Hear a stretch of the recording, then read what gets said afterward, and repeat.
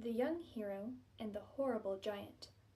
David and Goliath from 1 Samuel 17. God's people had some scary enemies, but the Philistines were the scariest of them all. And now the Philistines had come to fight them. The Philistines had a secret weapon called Goliath. Goliath was a terrifying soldier, and, worst of all, a giant. A giant so strong and so tall and so scary that no one had ever been able to fight him and live to tell the tale. So there they were, the Philistines standing on the top of one hill, God's people standing on the top of the other. Every day Goliath came out and shouted, "Send your best soldier to fight me. If he wins, we will be your slaves, but if I win, you will be our slaves." No one spoke. No one moved. "Chickens!" Goliath bellowed. "Your God can't save you. I'll rip your heads off and have you on toast."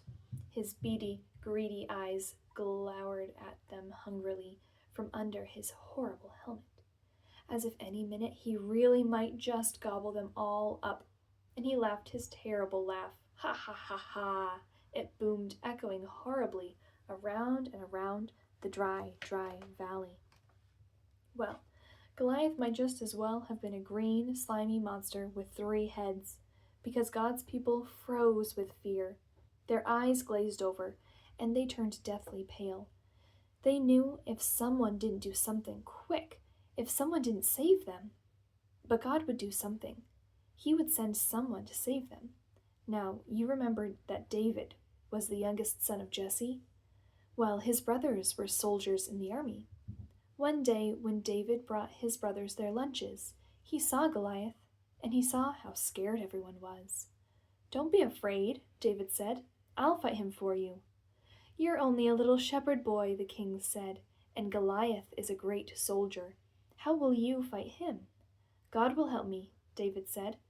So the king gave David his royal armor to wear, but it was too heavy and too big, and David couldn't even walk. "I don't need this," David said. Instead, David picked out 5 smooth stones from the stream. 1, 2, 3, 4, 5. He took his slingshot and walked towards Goliath. Step, step, step. Goliath walked toward David. Thud, thud, thud. "You!" Goliath peered down at the small boy. "I'm little," David shouted up to him, "but God is great." Goliath laughed an even terribler laugh than usual. Ha ha ha ha, it went. With just one swing of his giant sword, Goliath could finish the boy off. But David kept going. "It isn't how strong you are or how many swords and spears you have that will save you. It is God who saves you. This is God's battle, and God always wins his battles." David put a stone in his sling, swung it around, and let it go.